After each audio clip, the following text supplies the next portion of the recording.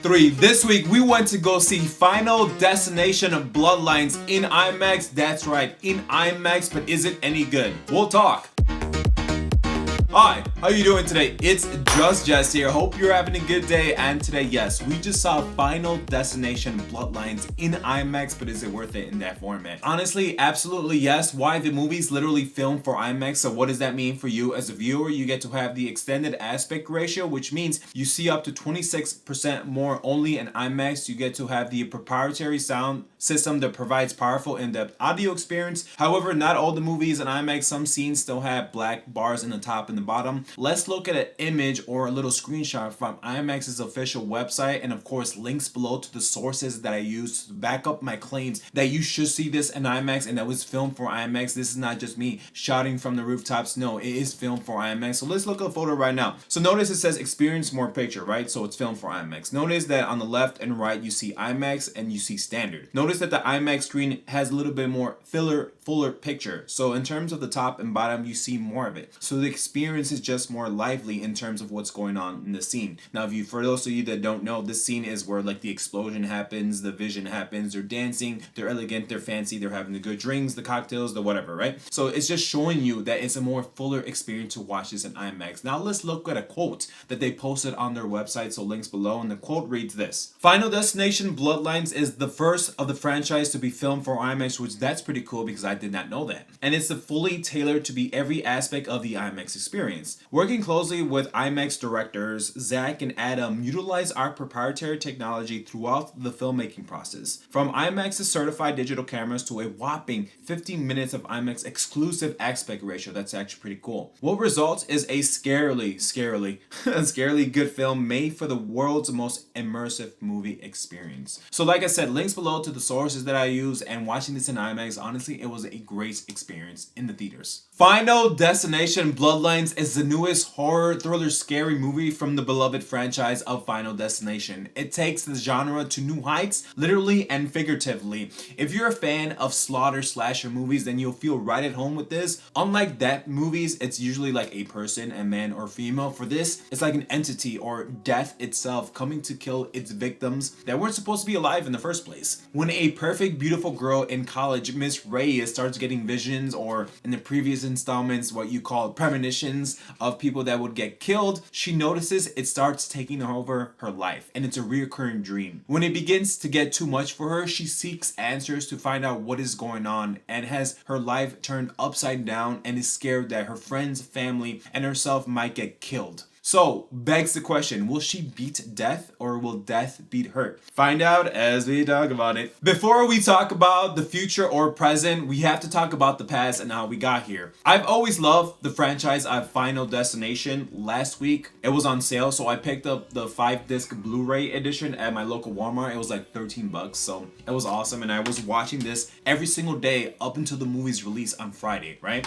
Growing up, I knew of Final Destination, right? So, the first one that I saw trailers, and this was before when I was watching trailers. I don't watch trailers now. When I was like younger, the trailer that I saw was Final Destination 3, right? The third one with Mary Elizabeth Winstead, you know, with the roller coaster one. I saw that in theaters and I was like, oh my god, like they're reference Flight 180. Now I knew of the first and second ones and third one, but I never actually saw them. I mean, I would see clips of it on like YouTube, or friends would post it on like forums and stuff. The first one that I thought was great was the Final Destination, which was weird because it was the fourth one and it was in 3D. Yeah, this was when the era with 3D was like all the gimmick, and like you need the 3D glasses, they were selling the 3D TVs. But the third one was like on my radar because it was Mary Elizabeth Winstead. Now, if you don't know anything about her, she went on to become a phenomenal actress. I mean, she still is. She went on to do work such as 10 Cloverfield Lane, and probably the best one, Scott Pilgrim versus the World, which was awesome because I was like, dude, like she just propelled her life in terms of a career. So I saw the fourth one and the fifth one in theaters, which is the Final Destination 5, which is awesome because that one is actually better than the fourth one. However, reliving the whole franchise up until Friday, so Sunday I saw the first one, Monday I saw the second one,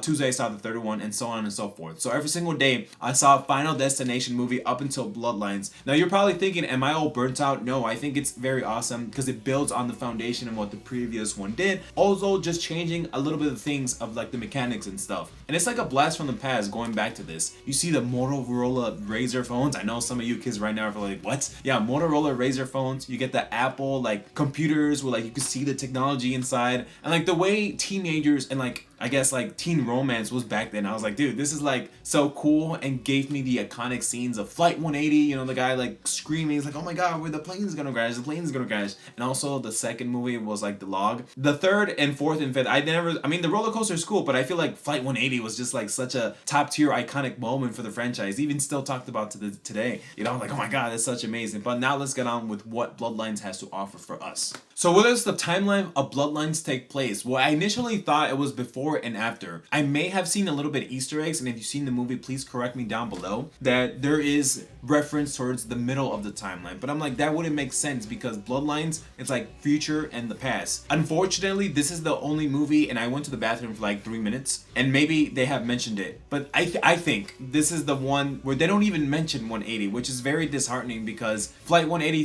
just set a standards, like I told you before, you know. But the fact that this movie doesn't even pay homage to that, I mean, it does pay homage to other scenes and other characters, which we'll talk about in a second. It just sucks. I was like, damn, you know, Flight 180, and they don't even hinted at that, or maybe they do. Maybe it was like in the background. I may have to see it again, but I was like so sad. Just like with other movies in this franchise, Miss Reyes has a vision, although it's pretty unique and creative take and a refreshing twist for this type of genre because she has a vision, but it's about someone in her like past family, like her great grandmother or something. Hence the title Bloodlines. It happened a lot of years ago. Usually with visions in like the Final Destination franchise, let's say it's me, right? Let's say I have a vision. It's happening like now with my friends, my family, and a couple of strangers. That's how usually the things are, right? Like when Mary Elizabeth Winstead had the vision of the roller coaster, it was her friends, it was her boyfriend, and it was some strangers that went to her school, but or acquaintances, right? And usually they get off the thing or whatever, and then they start dying one by one, and they have to stop it, or they have to skip somebody and just goes on to the next person. But with this particular film, like I told you, she has the visions of something that happened way in the past, like decades and stuff. So I'm like, wow, you guys did a refreshing take for the new audience that's probably gonna watch this. I know for this particular movies, a lot of people would say the storyline, oh, who cares about it? It's just about the deaths. But I feel like with this one, they were actually trying. Like they have a book in terms of where she goes to see her great grandmother, and like the book has so much information about like happened to other things. I think that's where they mentioned Flight 180. I'm sorry, I know I said they didn't, but remember I saw it once and I was looking over the screen, so I think they may have mentioned it like in the book, but maybe not like physically, verbally they have told us. So maybe they did have to watch it again. But I thought that book was pretty cool because in terms of the storyline, it connects all of them through a thread, basically is what I would say. I know it's not like, I'm trying to not ruin spoilers for you with what's going on before she's researching other things that may have happened to people, and also that iconic scene where JB survived this. Now you're probably thinking, who's JB? But we'll talk about that in a second. Are the kills gruesome? That's what you're here for, right? Yes, they absolutely are. Especially that opening cinematic with the rooftop. It's the bar scene. This is like the date night. It's somewhere where I would be. It's fancy, it's elegant, there's cocktails, there's singing, they're dancing. Although it takes place in like the 19 or 1800s. And honest to God, I was in IMAX theater. I was like, wow, this is so cool, because I tell God, you know, I always tell the Lord, if I was gonna die, it would be in a rooftop bar or in an IMAX theater or after I've had a great night with a woman. So when I see this, I'm just like, oh my God, I would be probably one of the dudes that die. And if you've seen the trailers or if you've seen like the IMAX and experience, it's pretty cool because like people are dying left and right. I'm just like, oh my God, this is, you know, you just feel like some type of way. Some of the best of the scenes of the deaths you can see coming, but it's not the way you intended it. So notice in the marketing material, they have the glass inside the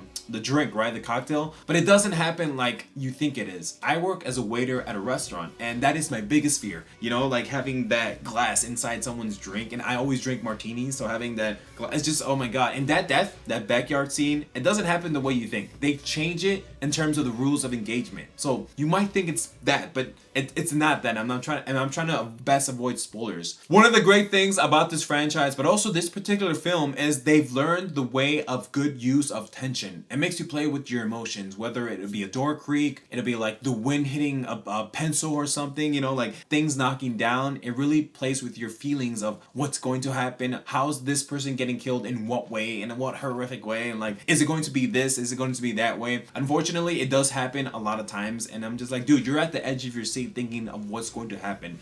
So I was in an IMAX theater, right? And like, I can see other people in other rows, and sometimes they're like, oh yeah, cause some of the kills you just feel like, oh my god, especially with the technology. You gotta remember, it's been over 10 years since we had a Final Destination. I think the scene that got the most like exhausted or like screamed from my theater was the hospital scene. Now I'm not gonna say what happens, but it involves like technology, rings, and like the two characters, and one of them's allergic and stuff, and I'm just like, oh my god, this is so like gruesome, and you're just like, you just feel some type of way. That's the way this franchise makes you feel, like, In my last section here, I will talk about the legendary actor Tony Todd. He's unfortunately passed away due to cancer, but he appeared physically in the first 2 films. I think he only did like a voiceover for like the roller coaster ride, the devil scene in the 3rd one. I didn't think I saw him in the 4th film. In the 5th one, the 5th one, he does show up periodically. And the way he sprinkled in here was just such a heartwarming scene. So he quotes, and I'm paraphrasing here. So basically, they find him, right? Because they need, this is like the exposition part of the movie, right? It tells you more about the details, about the past. Who is this guy? Why is he important? When you see him, to us that have seen the franchise, we know how important he is to this because of Death, the way he carries his lines, the way people go to him for like lore dumps and stuff. So he's essential towards the Final Destination. And I felt like he delivered his lines, not just about the movie, but also the way he acted upon, like, especially in real life. And he says the lines of, and you probably have seen this in like posts and stuff on Instagram.